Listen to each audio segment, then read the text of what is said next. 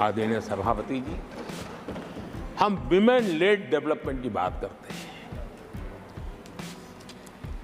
दुनिया के प्रगतिशील देशों के लिए भी विमेन डेवलपमेंट तो बहुत स्वाभाविक स्वीकार करते हैं, लेकिन विमेन लेड डेवलपमेंट की बात करते हैं तो उनके भी उत्साह में थोड़ी कमी नजर आती है। ऐसे समय भारत ने नारा नहीं, निष्ठा के साथ विमेन लेड डेवलपमेंट की ओर कदम बढ़ाए और महिला सशक्तिकरण का लाभ आज दिख रहा है, हर क्षेत्र में दिख रहा है और भारत की विकास यात्रा में वो कंट्रीब्यूट कर रहा है। मैं आदरणीय सांसद सुधा मूर्ति जी का आभार व्यक्त करता हूं कि कल उन्होंने चर्चा में महिलाओं के आरोग्य के विषय पर बल दिया था और उसका महात्म्य क्या है, उसकी आवश्यकता क्या है, उस पर बड़े विस्तार से उन्होंने कहा था।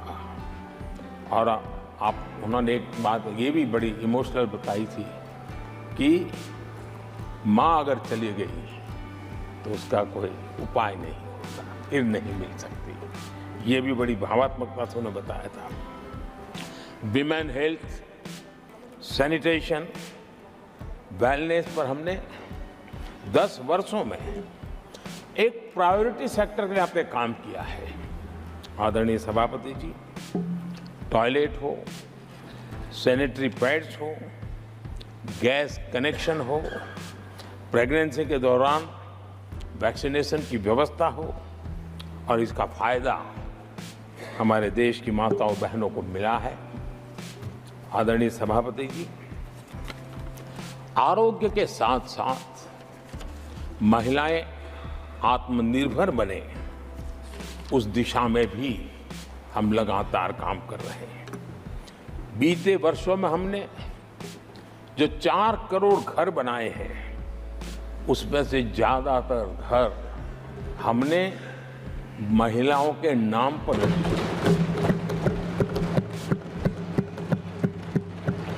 बैंकों में खाते खुलने से,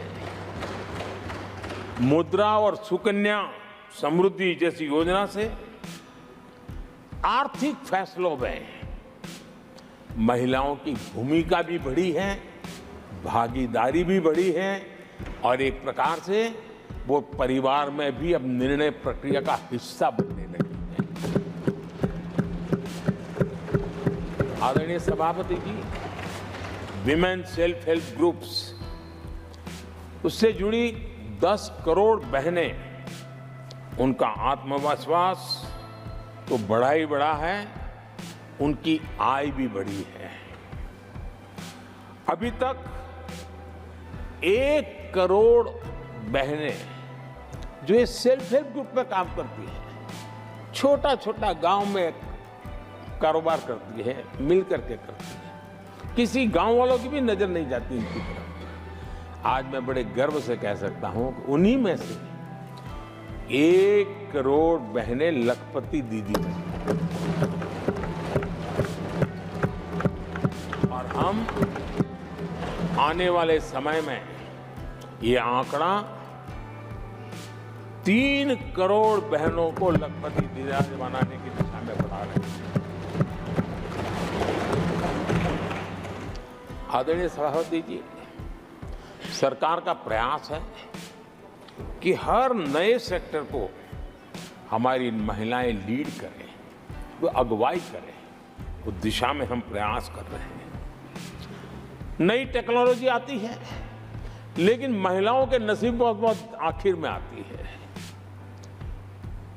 हमारी कोशिश है कि नई टेक्नोलॉजी का पहला अवसर हमारी महिलाओं के हाथ लगे और वे इसको, और इसी के तहत नमो ड्रोन दीदी ये अभियान बहुत सफलतापूर्वक आगे बढ़ा है और आज गांव में किसानों को मदद करने का टेक्नोलॉजी के माध्यम से काम गांव की हमारी महिलाएं कर रही है। और मैं जब उनसे बात कर रहा तो मुझे कह रही है, अरे साहब हम तो कभी साइकिल भी नहीं चलाना जानते थे, आपने हमें पायलट बना दिया है और पूरा गांव हमें पायलट दीदी के नाम से जानने लगा।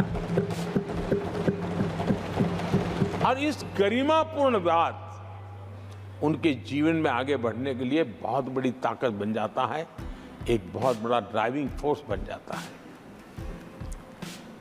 आदरणीय सभापति जी, देश का दुर्भाग्य है कि ऐसे संवेदनशील मामलों में भी राजनीति जब होती है तब देशवासियों को और विशेषकर महिलाओं को अकल्प पीड़ा होती है। ये जो महिलाओं के साथ होते अत्याचार में विपक्ष का जो सिलेक्टिव रवैया है, ये सिलेक्टिव रवैया बहुत ही चिंताजनक है। आदरणीय सभापति जी, मैं आपके माध्यम से देश को बताना चाहता हूं, मैं किसी राज्य के खिलाफ नहीं बोल रहा, न ही मैं कोई राजनीतिक स्कोर करने के लिए बोल रहा, लेकिन कुछ समय पहले मैंने बंगाल से आई कुछ तस्वीरों को सोशल मीडिया पे वीडियो देखा। एक महिला को वहां सरेआम सड़क पर पीटा जा रहा है।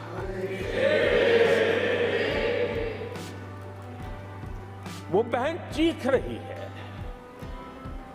लेकिन वहां खड़े हुए कोई उसकी मदद के लिए नहीं आ रहा है, वीडियो बनाने में लगे हुए हैं। और जो घटना संदेश खली में हुई, जिसकी तस्वीरें रोंगटे खड़े करने वाली है, लेकिन बड़े बड़े दिग्गज मैं सुन रहा हूं कल से, इसके लिए पीड़ा उनके शब्दों में भी नहीं झलक रही है। इससे बड़ा शर्मिंदगी का दुखद चित्र क्या हो सकता है? और जो अपने आप को बहुत बड़े प्रगतिशील नारी नेता मानते हैं, वो भी मुंह पे ताले लगा करके बैठ गए, क्योंकि संबंध उनके राजनीतिक जीवन से जुड़े किसी दल से या उस राज्य से है, और इसलिए आप महिलाओं पर हो रही पीड़ा को चुपचाप हो जाए। आदरणीय सभापति जी, मैं समझता हूं कि जिस प्रकार से दिग्गज लोग भी ऐसी बातों को नजरअंदाज करते हैं, तब देश को तो पीड़ा होती है, हमारी माताओं बहनों को ज्यादा पीड़ा होती है। आदरणीय सभापति जी, राजनीति इतनी सिलेक्टिव हो और जहां उनकी राजनीति को अनुकूल नहीं होता है तो इनको साफ सूंघ जाता है, ये बहुत चिंता का विषय है। आदरणीय सभापति जी,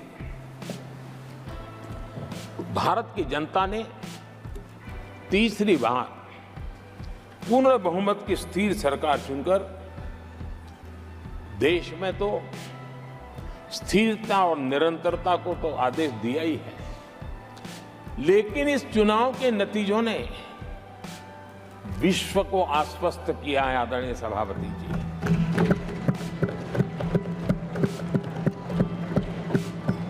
और इस नतीजों के कारण